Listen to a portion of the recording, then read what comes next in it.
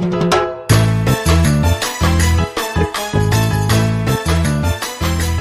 back, guys. Episode 9 today. And as you can see, we have a very special guest with us today. The man, the myth, the legend, Pablo Casanova in the building. Yes, finally. Yo, very special day today. Like, we're actually making history, like first time ever that one of the previous presidents came back to come on the podcast. It's a very big deal for us. And also, like, we're glad that you came on the podcast with us today. No, thank you so much for having me, really. I've seen what you guys have done with the podcast. It's really something truly remarkable. So I applaud you for that. We really appreciate the it's support. amazing. Yeah, no, of course. I've seen every single episode. Wow. Whether it be just the audio or if it's the video, I'm working on whatever I'm working on. Just have like an AirPod in. I'm listening to you guys. So it's a lot of fun. That's fire. That's crazy. Yeah. But I'm pretty sure they've heard a lot about you already, but this is your camera.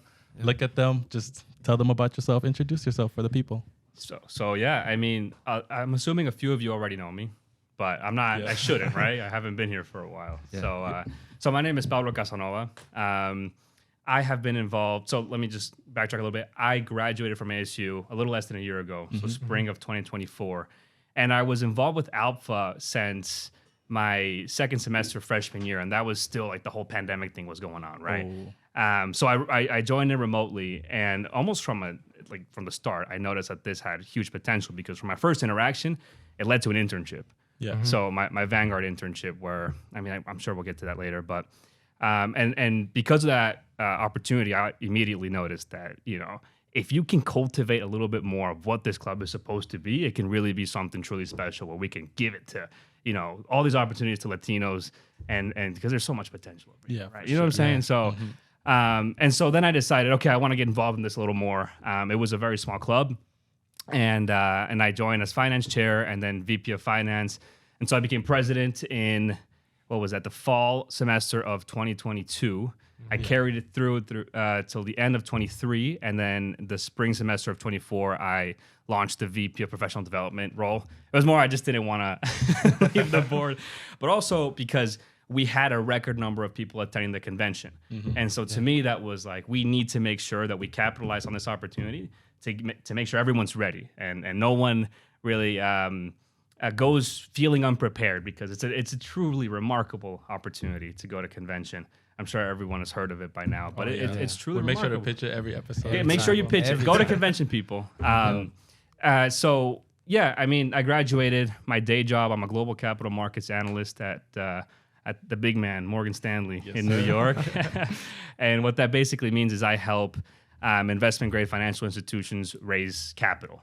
So predominantly it's debt. So I work in debt capital markets, but we've done preferred stock. And since I've started, I've raised over, drumroll. No, it's been a lot. It's been over $50 billion. Oh, damn. So, wow. I've had the pleasure of really, seeing Frontlines, how that process works. Mm-hmm. Again, if you're curious, we might speak about it later. And I've had the pleasure of also working on a few exciting acquisitions for, so in financial institutions, I work in the insurance sector. So I cover pretty much life insurance companies, property and casualty, and insurance brokers. And we've done two big acquisitions, which have been very cool. So that's a little bit about me. And now I'm back, so I took today off to be here. Welcome back. It's a pleasure. Thank you so much for coming. Thank you. Sure. Mm-hmm. But yeah, you mentioned already your current role, and I just wanted to start there.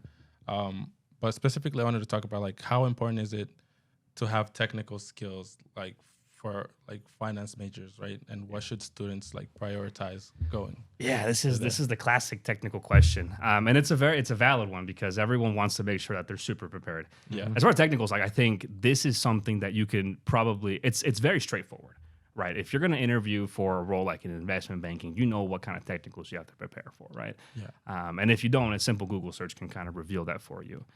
So I think technicals are very, very valuable in the sense that, they can ask you whatever, whenever, right, in an interview.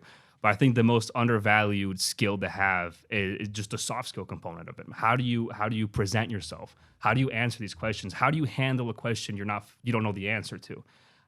So I think technicals, they go a very long way. But if they ask you a technical and you answer it, quietly, and it doesn't exude confidence, are you really going to convince them that you're worthy of that role, right? So it's a good question, but I think soft skills go a lot further than that. It's a combination of both. You gotta be able to like speak it out and like have the confidence to show everybody that like you actually mean what you say. And Exactly. Okay. It's overlooked because I mean, people kind of think like, oh, I have the soft skills, and so they focus a lot on technical skills, but it's in the delivery. Yeah. Right. I think when I interviewed, there were so many there were questions I didn't know, and it was totally fine. I was comfortable saying I didn't know, but I didn't leave it at that. I said, this is to the extent that I've learned this topic. This is what I know now.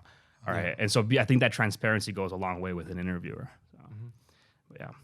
Also, one thing I wanted to ask, like looking back at your time at eBoard, like being president, what did you think for you was the most meaningful initiative that you led like during that time, like just the whole presidency? Wow, that's a loaded question. I like it. I think whenever you have a new leader in the club, I think the most valuable thing that they can instill in a club or anything organization is sort of their vision, and so that goes a long way because for me it was the vision that Alpha was more than just the small club. For me, it was kind of what it is today, right? And so the vehicle by which you can instill that vision is, for me, it's the passion and enthusiasm you have, right? And it's also critical to build a team that believes in the mission as well. You don't want to have apathetic people, right? Because then it's a team. No one can do it by themselves. So I think the question was the greatest initiative I led, and I think it's just instilling the idea that Alpha at ASU is capable of something enormous. Not just, have a meeting or two, every month and then a social here and there. No, it's the idea that this is a community that has so much potential that got overlooked. And we're trying our best to really connect students with what they deserve, right? I mean, I get so passionate about this, guys. but really because we go a long way. We go a long way, and there's so many people that are eager for just an opportunity. You give it to them, and they'll make the best of it. So, yeah, I feel like now too, like more than ever, like we're especially like here at ASU, Tempe, making noise. Alpha's a big name now. Like people know about it more now than ever. 100%. And I think when I was president, we became a Hispanic Serving Institute here. So that's where a quarter of the student body is of Hispanic descent, and so it was even more of a reason. Like why aren't we even bigger? Why don't we serve more people? Why don't we help more? And I think we're not. I wouldn't say we're there yet, right? Because we're definitely getting there. We're getting there 100%, and I don't think we'll ever be there because we can keep improving, right? Yeah. But yeah, that's a good question. Always room for improvement. Yeah. How did your friendship with Jacobo, the current president, begin? And how's your mentorship evolved now? That you're sort of in that corporate space and. So the second part, clarifying, how has my mentorship? How do I mentor people, or how have people mentored me? I guess more so how you mentor people now. Okay, yeah. So Jacobo, great guy, Jacobo. I love that dude. But like anything, right? It was an Alpha event, and I met him through that. And I when you're president, you get a lot of people coming up to you and it's like, hey, how can I get more involved in the club? And they're asking and they're trying to see, right? Yeah. And you always welcome that sort of attitude. But with Jacobo, I think it was almost, I saw a lot of myself in him in the sense, and in Isaac too. So both of them, big shout out to both of them. But I saw the idea that that they wanted to take ownership of something bigger. And that's what I wanted too, right? And it's almost immediate when I recognize that in Jacobo. It's like, hey, Pablo, this is Alpha. I really like what you guys are doing with the club. How can I help you? Yeah. Right? How can I help you? What can I do to improve? Right? And I remember that there was, so the original plan, after me being president, I was trying to find a good successor really to kind of help them, mold them into being a good leader for the club. And Jacobo actually crossed my mind before Isaac because I met him first. Yeah. And Isaac, I still had to kind of convince him about the idea.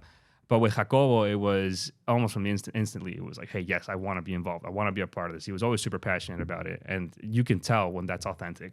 All right. So the thing is, he wanted to, or was going to transfer to U of A. So that fell through. And then he came back. Anyway, long story short, he's where he is now. And yeah, that's all right. The second part of the question, what was that?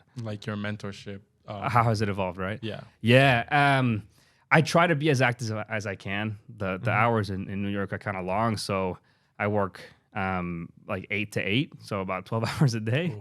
Oh, Yeah. But I try to make a lot of time. Like the other day, I was invited by the Seton Hall chapter to speak in New Jersey. Oh, yeah, we saw that. I know everyone was saying I was cheating on the ASU chapter.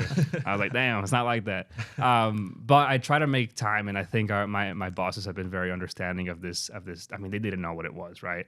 But I've explained to them, and they're understanding. I think within reason, right? It's not like I'm asking to leave early every day to go to these things, right? But whenever people reach out to me, especially if I notice that they're from ASU, I really try to make time and speak to them because I mean we've all been there. I think everyone is very ambitious at this club, and they want to get a sense of what careers are like out there. How did I do it? How did somebody else? And these are conversations that people need to have to kind of understand what they're getting themselves into, right? Mm-hmm. Yeah. So for me, like, someone asked, like, going back into your current role with Morgan Stanley, Yeah. being a Latino in finance, what's something that you wish more people knew about that and the importance of representation in corporate spaces? So what do I think more people knew about? What do you wish like more people knew about having representation in corporate spaces? Yeah. Like the importance of that. Yeah, I think it's hugely important. I mean, to see people like you accomplish things that you thought originally weren't for you. Mm-hmm. It's enormously important because who do you have to look up to, right? And I think I've been very privileged in the sense I look up to my parents a lot, and so they're both very, very hardworking people. And we can get into this also. Like my dad, he was an entrepreneur in Mexico. He started like the first like computer store in his little ranch. He would go to Guadalajara and he would bring components and sell them. He studies computer engineering in Guadalajara. Then he did his master's at Northwestern in Chicago. And so, and my mom equally. I mean, she was a doctor in Mexico. Now she has a doctorate's degree over here. She's a scientist. She finds cures to diseases. Like my mom's cool, guys. And so I think as a kid seeing that, it had a huge impact on me. Right, my mom was always studying, so it was like something that I was like, okay, well, this is something that is normal, right? Just hit the books, And my dad always had these sorts of undertakings. It's like, okay, what's next? His mentality, I think, is very similar to mine. And it's like, don't settle. It's one of those things where it's like there's this. And I feel like I sound like a broken record because I remember in my last speech as president I mentioned this quote, but I like it a lot. And it's in Spanish. It says "El conformismo es la cárcel del crecimiento," which means conformity, complacency is a prison of growth, right? And so you got to keep looking for ways, even when you think you've made it. There's always something else that you can do. To keep getting better and better, right? Not even just for you, just for like whatever you're like, whoever you're working for, like for us, for Alpha, it can always be improved, like be 100%, on a bigger stage. Yeah, 100%. And so going back to the question of representation, I think it's very important, and I think the most important thing or that you could instill in somebody's mentality. And so at my own job, I have one managing director who is Latino. Mm-hmm. And there's a lot, right? He's definitely the minority, but I look up to him and I say, wow. I mean, he has a thick accent. He's from Mexico, right? And I look up to him like, wow, he's a very smart guy. He's definitely, he's a MD in an investment bank, top tier. He's been doing it for years, and I think it gives me somebody to look up to for sure. Yeah, that's one thing that I liked about Alpha too. Like coming into it, like for the first time, because like there was that was the representation that I was looking for, and like people like you that were once in Alpha and now in the corporate world, like I can look up to you, like I do look up to you. So it's like, it's possible for me. So like that's what I liked about it. Thank you, and that's my whole spiel, guys. It's like, like if I did it, like I'm just a random dude, you know? Why can't it be you? Exactly. Yes, that's from the podcast. Yeah, see, because I did my research. But really, like, why not? Why not? Think about it. If you ever feel, maybe we're gonna talk about this later, but like imposter syndrome or anything. What other people's have that you don't have? Think about it. And I think again, it comes down to mentality. What do they have? They believe that they're that person. You gotta have that dog in you. They believe it. And so whenever you're talking to anybody, recruiter or anything in the professional space, you have to believe first in yourself before you're going to convince them to believe in you. Yeah. That's just kind of how that works, right? That's the way of the world. But yeah, why not you, right? Love that quote. I had to say you were here. I had to say Good but stuff. I had a different question, but I wanted to go back to your you said you started your first internship was with Vanguard. How did that come about? Yeah, okay, here we go. Get into the history. So Yeah, so I mentioned I went to I joined a few virtual meetings for Alpha when I was a freshman, right? Yeah. It was so funny. Like it was the board, it was me and my friend, my roommate Tomas. This is his first shout out on the podcast. Shout out. Yeah, no, good guy. And I remember I was a freshman and I had the audacity to go up to the people after and say, like, hey, I want an internship. Oh. See, closed mouths don't get fed. That's Okay. that's the takeaway, right? Okay. And I knew it was out there; it wasn't going to happen. But Yeah. I said, you know, in the worst case scenario, I get connected to somebody who does it, and next year I'll be in a good situation to ask again, right? And so, yeah, I asked, and they said, hey, look. So the company that was presenting was MUFG, the Japanese bank, Mitsubishi Union Financial Group. Yeah. And the recruiter for the at MUFG was actually a previous Alpha president, Yasmin Rivera. Big name, right? I feel like she's the president of Alpha Phoenix now. And I spoke to her and I said, look, I want an internship. You know, what do I have to do, or what are the next steps? And she said, look, we're not recruiting freshmen, so I'm going to connect you with somebody else who might be able to help you. And that was a Vanguard recruiter. And what happened next is he told me the same thing. We're not recruiting freshmen, but we come back when you're a sophomore. And I said, you know what? I am a sophomore. And he's like, wait, you just said you're a freshman. I'm like, yeah, I mean, it's my first year, but credits wise, I'm a sophomore. Yeah. I pulled that card, and it was true. And I told him, like, oh, I'm going to graduate in 3 years, and I could have.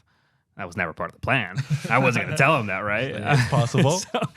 so I was like, okay, yeah, go ahead. Here, we're going to interview you this time. And it was during the summer, again, online. And I remember I was so nervous for that interview.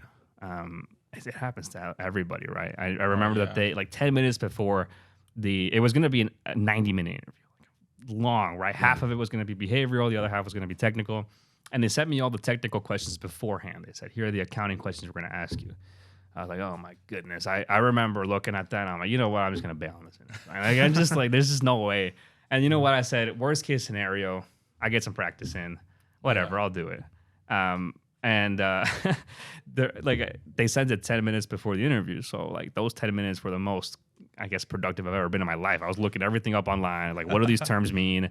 And that's kind of how I passed that interview. I just said, hey, in the context of your question, I don't think I can answer your question, but I know that this in accounting means this, which could perhaps, lead to this answer. I was very like fluid in my thoughts. So just showing like that general knowledge. Yeah, and I was very transparent. I said, hey, I just started. I've taken one accounting class.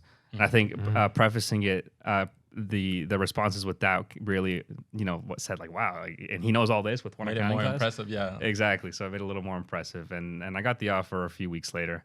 Okay. That I went to their headquarters in Pennsylvania for that internship. It's a fun time. So yeah. What'd you think of Pennsylvania? Oh my God! In the summer, it's lovely.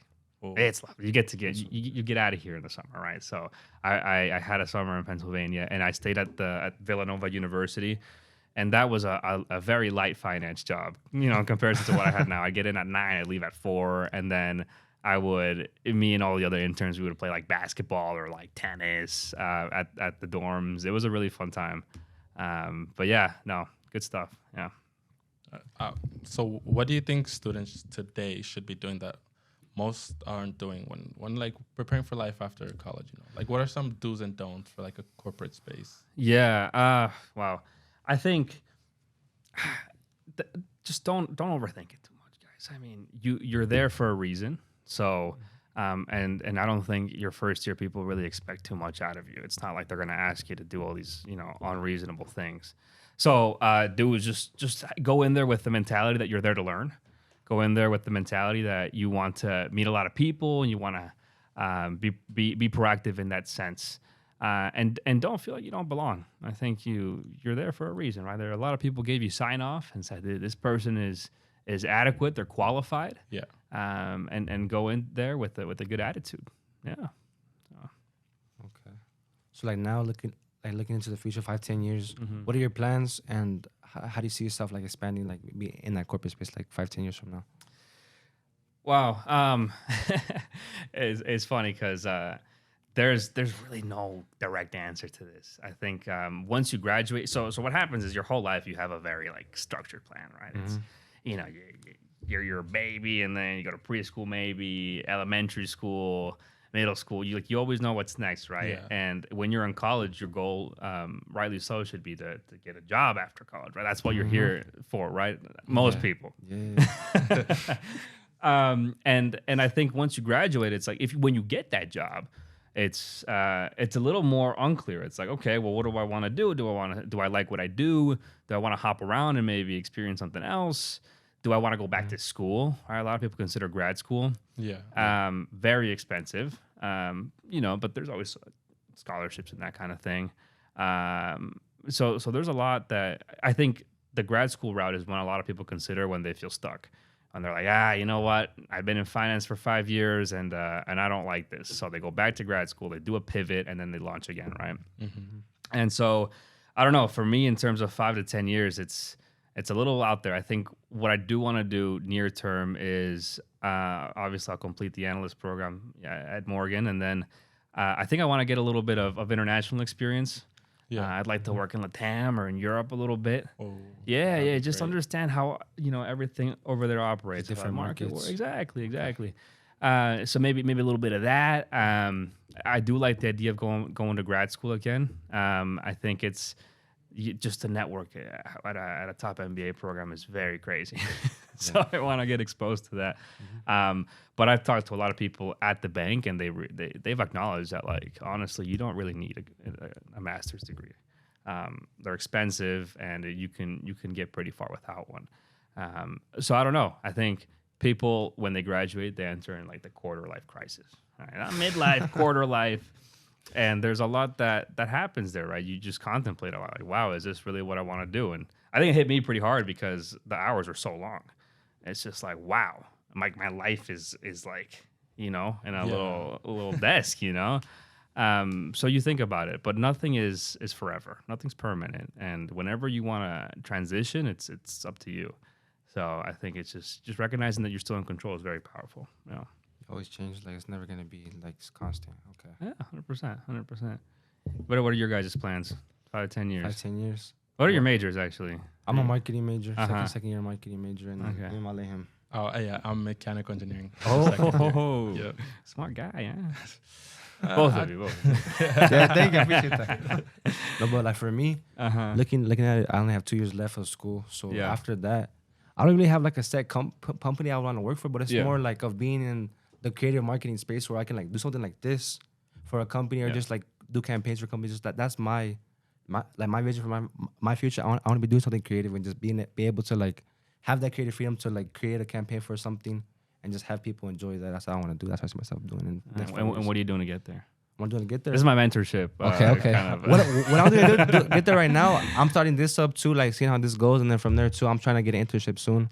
I don't know what company. I'm gonna be talking to like Ashley as well because Ashley she's doing marketing, so like of that, just networking with people that are already in those spaces that I want to be at, and just figuring out how they got there, just so I can like figure out the way. That's what I'm gonna try to do. In college, you got to be a sponge. You gotta just talk to as many people as you can. You got to make sure that you just understand everyone's journey because everyone has a different one. There's no direct one. Ben, what about you?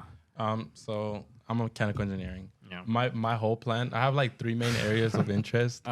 It'll either be robotics or aerospace is like my main thing. Whoa. And then you want to work like a SpaceX or one of those? Honestly, that's like the dream for me. That's the dream? Yeah. You want to make the rockets or you want to go up there? Up there eventually, but like I want to start here, I don't think I'm ready to leave yet. Might never come back. Yeah. But yeah, I want to do that. But I think mostly, well, after I want to work as an engineer for a little bit, but I want to go back to school eventually. Yeah. I'm guessing that for your kind of trajectory, you would need a higher education, like higher than this. Higher education. Sure. Yeah. My plan originally was, my plan now is to get the bachelor's in mechanical, do a master's in aerospace, and then I want to work for a little bit and then come back and do a PhD in astrophysics. How are your grades? We're gonna talk about that. We don't cut talk it about out, that. guys. Cut that part out. It's not in the podcast. He's a 4.0. Hey, he never asked. Better record this thing is 4.0. Yeah. Oh my goodness. Hey, we'll make it out. That's all we got. Yeah, 100%. I mean, it's a difficult degree. I don't think it's the expectation to get a 4.0 or anything, right? Just gotta make it past the door. Yeah. Yeah, I think I don't know, for a trajectory like 5 to 10 years, I've realized how important the role of purpose is in a career. Yeah. Because I was involved so much in Alpha, right? And it's like what I do I think it made a difference, right? I mean, you guys be the judge of that, but Oh, absolutely. Definitely. so I think in 5 to 10 years, it's like, yeah, I help companies raise debt and this and that, and it's like they can go on to use that money to finance projects or and keep their companies going. And eventually, I guess it trickles down and people get paid, right? Yeah. But then it's like, is that it? You know? So actually, and one of the main reasons I joined the debt capital market space is because I knew that you could also raise capital for countries. And there was this team I really wanted to be on, and it's the Latin American fixed income desk, capital markets desk, and they raise money for countries. And so these people are regularly interacting with like presidents and treasurers of these countries, and they're raising debt for the purpose of building a new school, building infrastructure. And I think there's so much purpose in that, right? It's like you're actually, you're mobilizing the capital markets for for a good purpose. And so it's like, I'd like to be on that team. I've also thought about joining the World Bank as part of the United Nations. I think that'd be pretty cool, That'd be really and help other countries get the capital they need to do some pretty cool stuff, right? To develop themselves. I don't know. There's a lot, but I think that one thing that I have clear is that I want to find more purpose, because then you enjoy your work a lot more. Yeah. I think, right? I don't know. Might just be me. Not just for the paycheck. It's like you're actually doing Yeah, something bigger. exactly. Because you're already going to be there for so long. And so at the end of the day, what do you want to be able to say that you did? It's like, I helped this one company acquire another. That's sick. but what about people that, in developing countries The or impact, yeah. I don't know. It's more of a stretch to see the impact, but I think that it takes about the same amount of time, maybe a little less, like 40 minutes to an hour to record the segment and edit. So it's like maybe like, and it's like totality like 3 days. you guys are 4 doing this days. for free, right? Yeah. Right now we Okay, are, paid. but if I anyone wants always, to I always sponsor, mention like one. Wait, sponsor always- these guys. Yeah. Which camera am I supposed to look at now? Oh, This one, this guys one. sponsor these guys. Yeah. anybody, Raid Shadow Legends. I don't know. Smart Water, any for any real. big names. Yeah. Whenever we get like a question about like time commitment, I always tell people like, there was one time we were working on an episode and the file was corrupted, Oh my goodness. and it took us over 10 hours just to get Yeah. it to upload. The one episode, because look, like Whose we were- episode was it? It was Jacobo. it was Of course, it was Jacobo. his Yep. episode. And look, like we had the video. The video got corrupted, so we couldn't even post. It was only audio. Yeah. And then the whole time, like it was already edited, everything was already done. It's just like a one singular clip or Like, it one was like half a one second. frame, like a couple frames were like it wouldn't. It was corrupted, so we had to chop it up, export that file, and then once we got the two separate files, the main one and the corrupted part, then we can re-put them together, export that whole separate file, and then finally upload It was like a whole. It was, It was a whole it was a whole process. Jeez. But yeah, See, that's the stuff people don't see behind the scenes. yeah. It's a definitely a lot But of now, work. but now they know. Mm-hmm. These guys, Also, too, like mean if they can't business. tell, we got the ring light, all these different things now too. So yeah, it's, but it's a we're little more just high like budget. slowly improving. Yeah. Like we're learning different things every time something Yeah, goes yeah. horrible. Each and every one we No, definitely this want is to something you improve. guys. I mean, it's a technical skill. Going back to that question, right? Mhm. Yeah. You guys are building that. I couldn't. Yeah. I don't know. You put me in here. I don't think I'd figure it out at all. Like I just see buttons on these. It takes time for sure. So now that you've graduated, how do you see the roles of organizations like Alpha, and or in shaping the future of students, right? And then like, have you or do you plan on like participating Yeah. in this? And I know you already. no. It's a great question. I think going back to the purpose thing, that's the theme of today's episode. And yeah, I do see myself, and clearly I'm still am semi-involved with what I did a few weeks ago with the Seton Hall chapter. Shout out Seton Hall chapter, great guys. Yep. But it's hugely important. There is a Morgan Stanley Alpha chapter that I became a part of. I go to their events here and there, and at one of the events a few weeks ago, it was like the Women of Alpha thing, and I was there. I started, they had their whole panel thing. I started speaking with the people there, trying to network. Just me. There wasn't only Morgan Stanley. It was everyone from Alpha New York and a lot of other people from other banks and that kind of thing. And so I start talking to them, and I realized I was speaking to the president of Alpha New York, and she was like, "Oh, she knew Yasmin and this and that." So we had like mutual people that we knew, And then I also spoke to somebody else, and he basically said, "Hey, I think I like you." Is what he said. He said, "Would you like to manage the Morgan Stanley relationship with Alpha Phoenix, or sorry, with Alpha New York, the professional chapter?" And I said, "Dude, like, we've talked for like maybe 5 minutes, but it's something that like the door has opened for me to be on the board for the professional chapter at Alpha New York, and I'm considering it. I mean, it is a little bit more of a commitment, right? And time is very valuable. So it's something that I'm definitely, if at the very least, it's something I want to keep doing. And I think it's also it's a part of me now to just help others, especially students, get to just, if anything, it's not like, I'd love to get everybody internships and get them through the door, right? But I think it's also equally important to help people just with mental clarity and just outlining like step by step how they can achieve something like this, right? Because like I said, everyone can do it. It's just a lot of people they misdirect energy into the wrong things. So They don't have that purpose. Exactly. What was I gonna say? One more thing. I think in the mentality component of it, people who I think are we perceive as like go-getters and this and that, and ultimately get these positions and everything. They have this sense of urgency that I feel like a lot of people they oversee. It's like, what am I doing next? And you have to always constantly seek new opportunities, seek ways to get involved, and work on those kind of flaws and weaknesses that you have. Right. I think when I was in here at ASU, I made it kind of a mission of mine to always do something every semester, like internship wise, because I was like, you know what, I need money. But if I could get a paid internship every semester, it's something that would be very valuable, right? Because I'll get paid, and I mean, it's so much easier said than done. And I admit I got very lucky in a lot of cases, but these, before I realized, like, I saw my resume and it was pretty packed with a lot of different experiences. I was able to cultivate my ability to work on a team, to speak in public, that kind of thing. And going back to that one question, it's like soft skills are so important, right? Yeah. So like, what does a kid from ASU bring to the table that someone from another school doesn't? And it's like, how do you sell yourself? How do you market yourself? Very crucial. Oh. We actually got Jacobo right here outside. Hey, Jacobo, look at him. Crazy. He's watching the podcast. You want to come in? Have him come in, okay? Like, we'll cut it real quick. Get him on camera. Hey, pull the chair up real quick. We got special guest Jacobo. Didn't even know he was gonna come in today. Surprise guest. What's up? Oh yeah. Hey, come on, get in. And we were just talking about you sharing too. a podcast. Like, we were just talking about all the Yeah, great we things were. you've done. You've done great. You know, we were just glazing you the whole time. Yeah. Jacobo's back, guys. 15-minute break. Yep. You know, we were doing the podcast, or No, I just came by. yeah, he definitely do. Yeah, Isak Who was told here him? too. Like, Isak was here too a little bit ago. I saw him. Really? Yeah. They were all just like coming one by one. They're just watching the. But yeah, actually, this is a question for both of you guys. Both of you guys can Oh answer. yeah, actually, yeah. Last this is one, because perfect.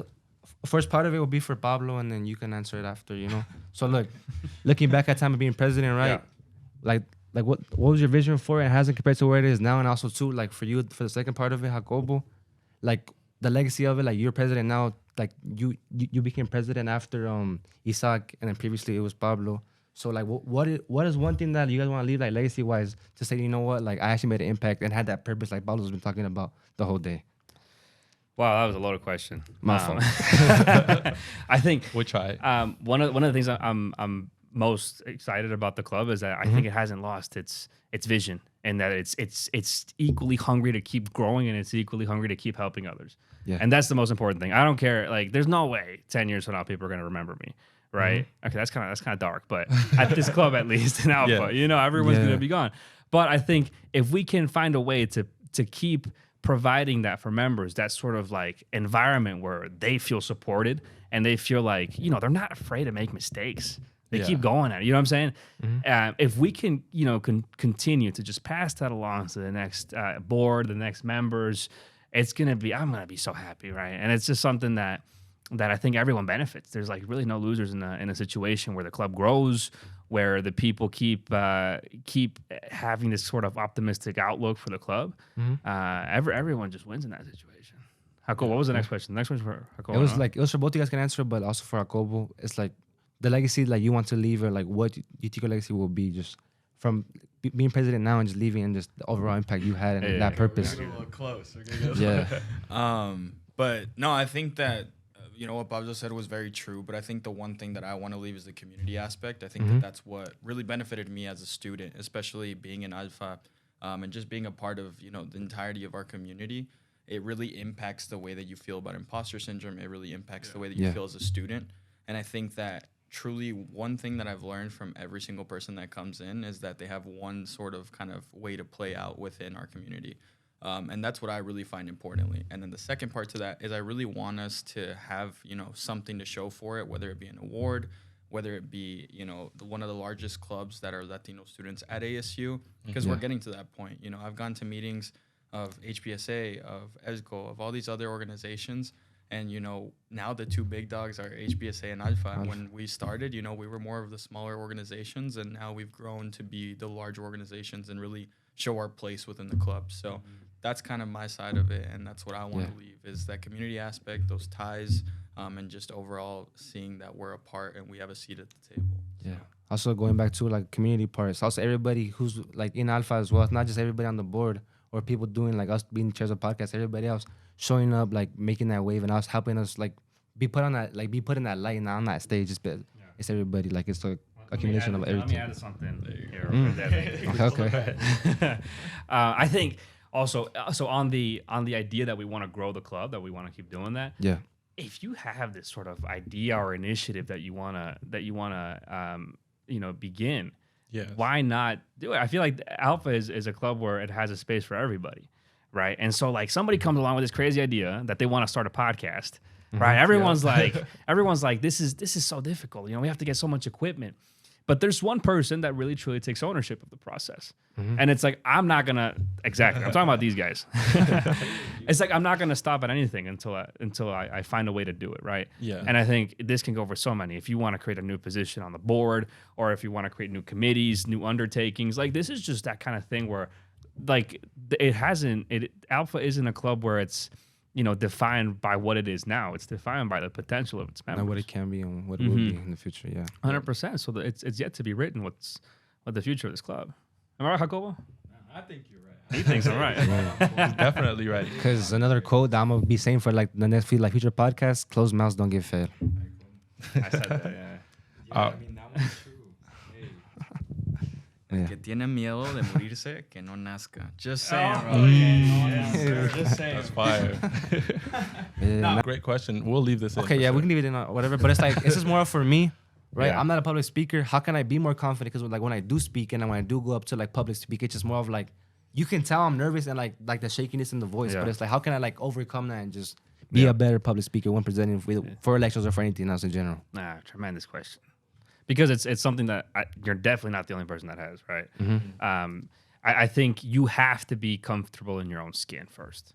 Okay, so I think one of the things that I would always do, and to be honest, public speaking to me is I've had like this, like I used to hate it. I was so nervous I wouldn't be able to present, right? But you do it with reps and practice. I remember there was this one situation. So my freshman year, that WPC 101 class.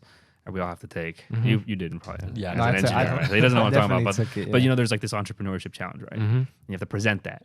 And I remember, it was online. It was on Zoom, and I just froze up entirely. I said, if there's anything I take away from college, is I want to gain the ability to speak in public. I don't care what it takes. I was so furious at myself. It's like, this is ridiculous. Like how, you know what I'm saying?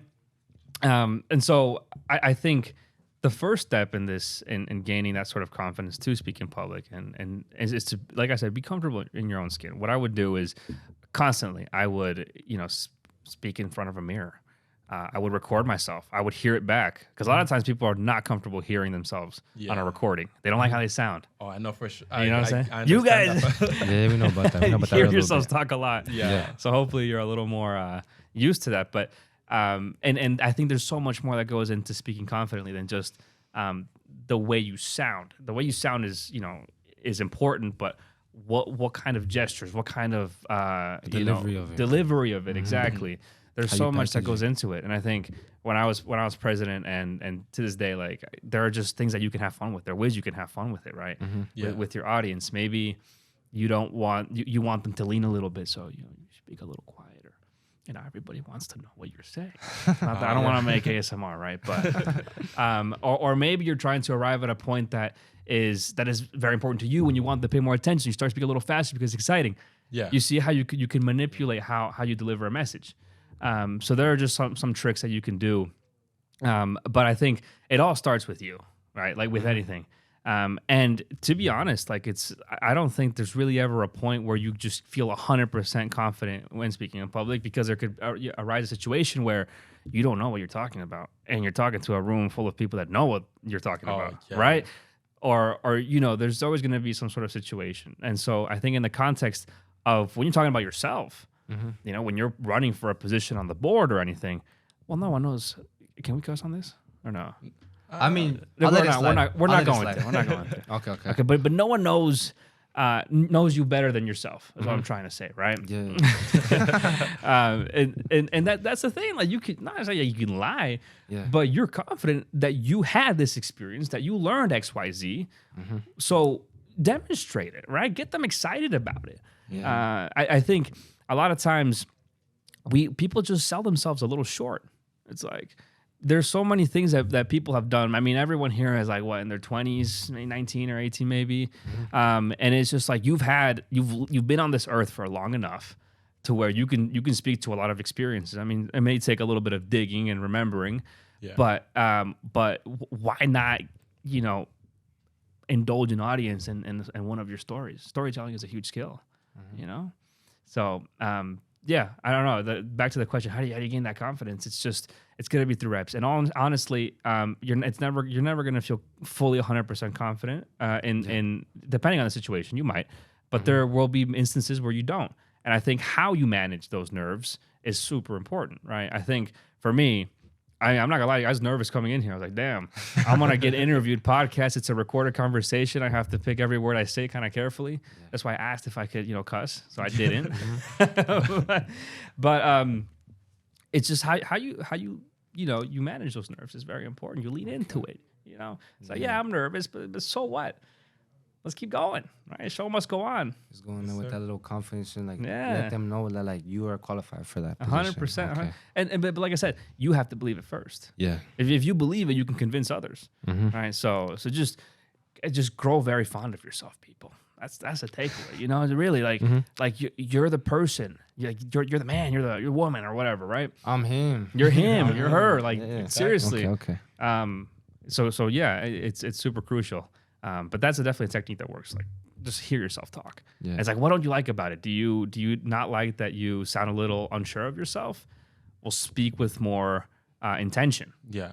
And how do you do that? Well, keep practicing. Just keep talking. Just keep talking. Just with them with the reps. It's the reps, man. Like anything.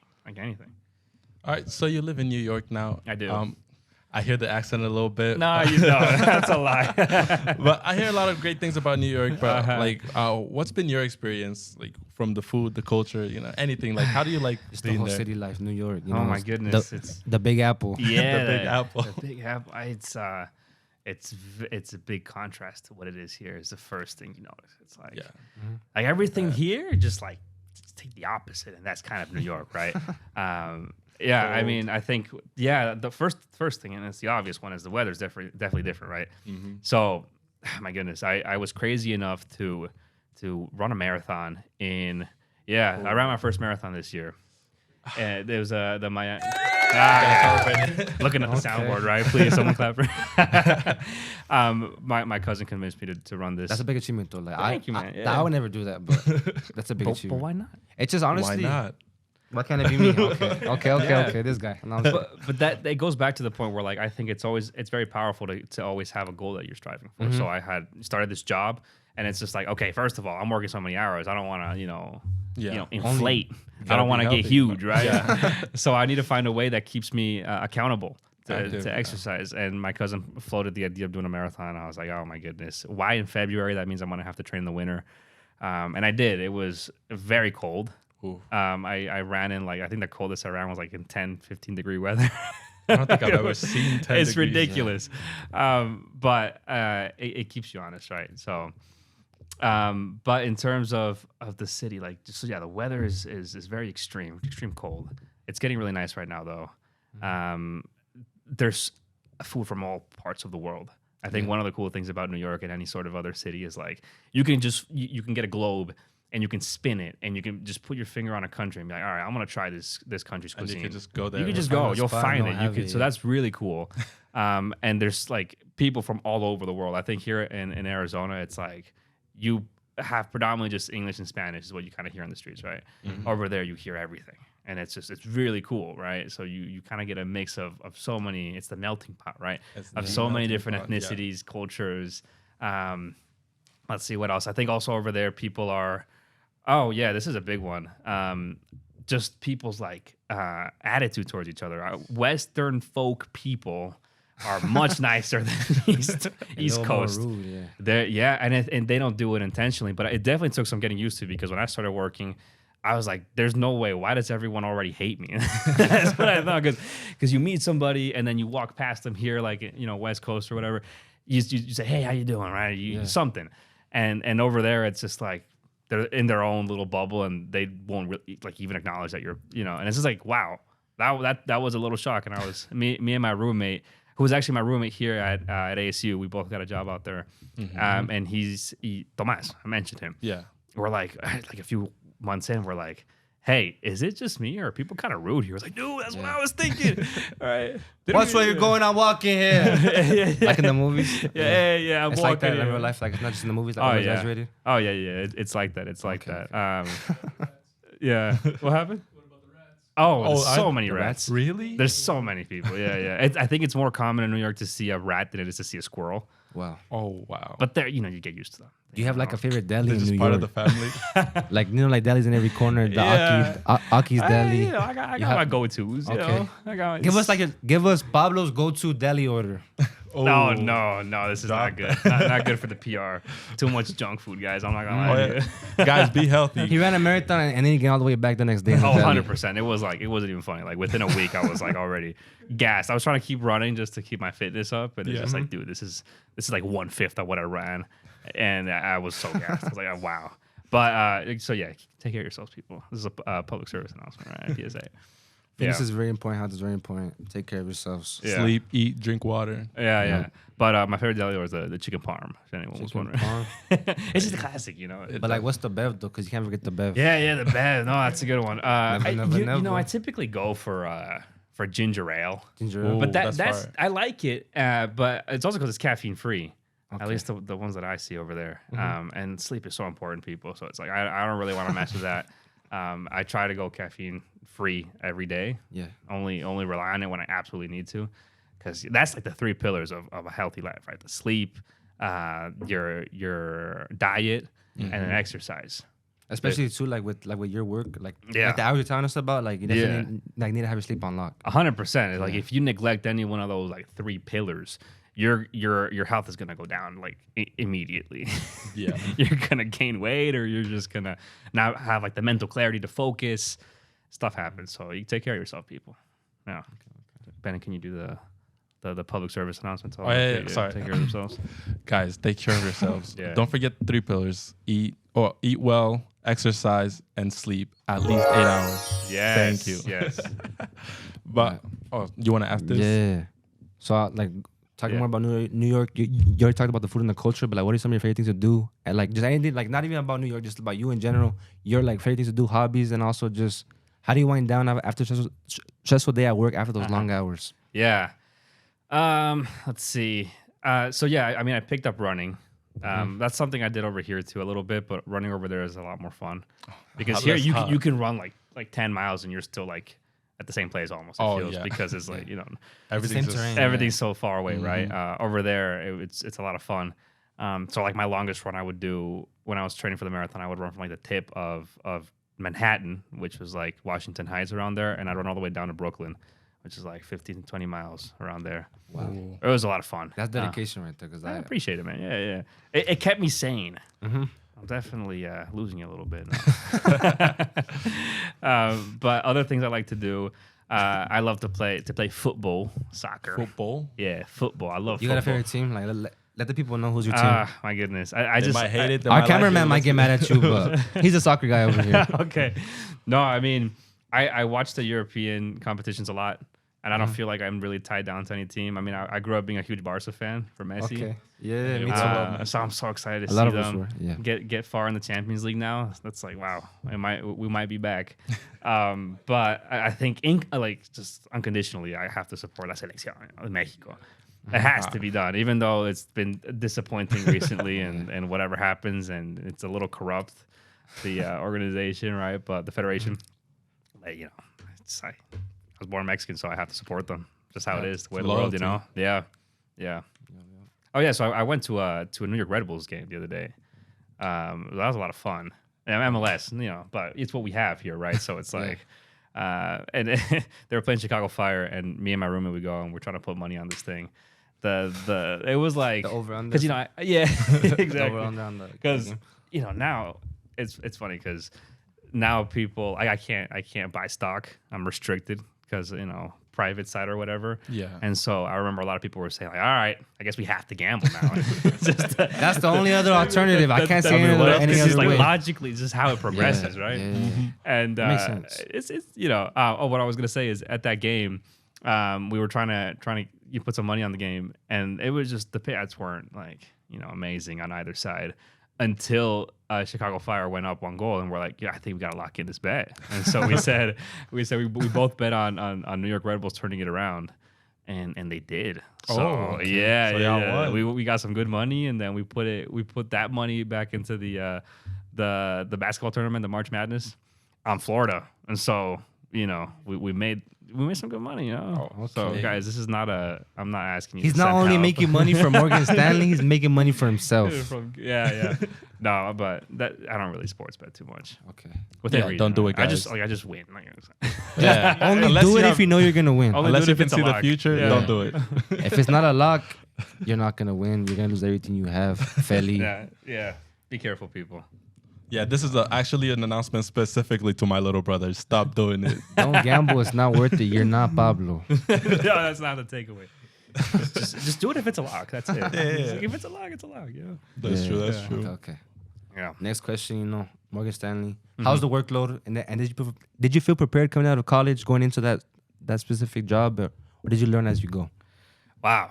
Definitely learn as you go. I think Yeah. the internship helped a lot. Everyone is like, they always ask, like, and I asked this too, like, hey, what can I do to prepare myself for the internship? And it's like, dude, you're coming in and no one expects anything from you. You're a blank slate. Obviously, like in my case, I went into debt capital markets, so know what a bond is, right? But, you know, I'm Yeah. a finance major. And like, I knew what I was getting myself into. There were some long hours, like 70, 80-hour work weeks that and it's just like, wow. But I thought the work was interesting enough. It was challenging. Like, I'd rather do that than be in a 9 to 5 where I feel like it's so boring and it's like I'm not learning anything. Same thing right? every day. Like, Yeah. At least here, it's like it's really fast paced, especially like during deal day. Everything just goes like a million miles an hour, and it's like it takes some getting used to and some patience with yourself because you're going to make a lot of mistakes. Like I've made like really bad mistakes, people. You know, like sending confidential stuff to the wrong clients and that kind of thing. Yeah. Oops. They're like, oh, thank you for that. Yeah, compliance had to talk to me and everything. But just acknowledge that it's part of the process. Like it's just, and so in terms of workload, it was a tough transition, I have to say, because my last year in college, I was taking like as few classes as I could. I was breezing by, having a good time, and then all of a sudden it hits you right. It's just like boom, right at it. away, and it's Yeah. just like It was long a corporate hours. world. That's it. What happened? It was like, you know, here's a corporate world. Like, Yeah, it's all that work, It- everything. It just hits you. the like fun's that, gone, right? but it's Mhm. still there. But it's And I think in my case, it was a little more intense than it should have been because I started and there was already a second-year analyst that was kind of teaching me the ropes. And then she hits me in December with like, "Hey, I'm leaving the firm." And I'm like, "Yo, I'm sorry. No, I don't That's think I all heard you. you? I don't think I heard you right." So yeah, I'm leaving. And so I've been on my own as an analyst doing all the grunt work for like 4 months now. Yeah. So it teaches you a lot about time management. It's like every day. I used to be like in college, I was a huge procrastinator. Still kind of am, right? And so I wouldn't really do anything. I got until I felt like the need and the stress and like the pressure to do it. And it's just like when you have a role like that, you really need to like impose on yourself that sort of pressure, or things will pile on.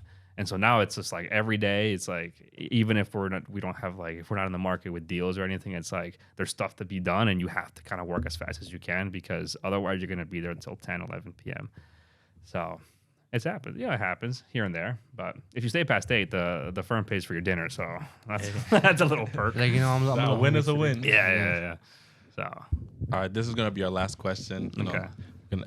What song would play every time you enter a room? If you had a what's theme your song, theme song? it's like Pablo's coming, guys. You walk in the door, and that song plays. yeah, that's a good question.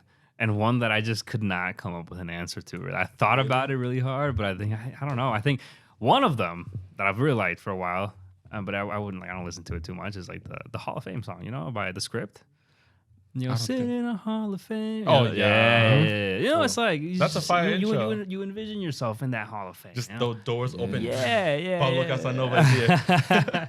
That's a good one. It's a good one. But there's a lot of like music's good. It keeps you sane. It keeps you going. sure. It can motivate you. It can put you to the longer hours. So I'm trying to look for a song. Honestly, I couldn't even pick one right now either. I don't even. know. yeah. I'm trying to look through my playlist to find a song that fits me. Yeah, I'm trying to see. This is a hard question. Yeah, it is. This is But, probably the hardest one. Ben, what about you, man? Yeah. You have a song, right? Get on up and dance. I don't know if you. You gotta sing it's it. from the Spider-Man movie. It's like, get on up. I don't remember the. You gotta I'll play keep it in going. the- You gotta I'll keep play it in the I got background, you. you I'll know. play it in the background right. I'll play right now. Or we'll just play it live, actually. Live performance from Benin. Dance. If y'all want to skip the video right now, you can. He's not a great singer, guys. Hey, I'm not singing it. I'll trust. I know. What about you, Daniel? You have a song? I'm trying to find one right now, honestly. Oh, okay. Honestly, but definitely. Actually, no, I already know. I don't know why I'm looking. Headlines by Drake when I walk in the room. Oh, Yeah. okay. Nice. It's Yeah. a good one. I love Drake. Shout out Drake. Hey, maybe we can bring him on the podcast. We huh? could, yeah. Hey, Eventually, one of these- eventually we're gonna get to that point where it's gonna be like, special guest Drake. Right. It's gonna happen. Imagine he's like a part of Alpha Media too. That'd be fun. He's mentoring That would be people and great. everything. That'd be sick. I'm like, if anybody wants to tap into the music industry, I have somebody here that's very like been on top for like the last decade. Drake in the building, in the flesh. And then we gotta do which one's the up? Oh, the low. Yeah. That's here's my theme song.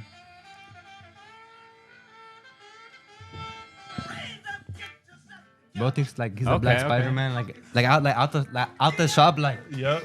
Yeah, feeling like fresh, Yeah. That's my clean. vibe. That's the scene, right? Yep. Yeah. Well, thank you so much for coming. Honestly, this was very anticipated episode. We're really excited for this one. Thank you. We finally had Pablo Casanova. Yo, don't want Pablo guys tap in, like, subscribe, comment, share with everybody that you know. If you have anybody in Morgan Stanley as well, share with any of the people working there. Like, let them know that he came and supported us. We appreciate him taking time out of his day to come, like, all the way from New York, come back here. Hey, We thank you so much. appreciate it, No, but thank yeah. you so much for having me. It was a true pleasure. I had fun. Hope you guys did too. Of course. yeah. Definitely. And just know that you guys have something special going on here. Really, don't let it die. Like, make sure you really cater to the next group of leaders here and make sure that they take it on. They carry it on. So Doing our best. yeah, This Thank has you been guys. Pablo Casanova. Yo, Thank we you, out. everybody.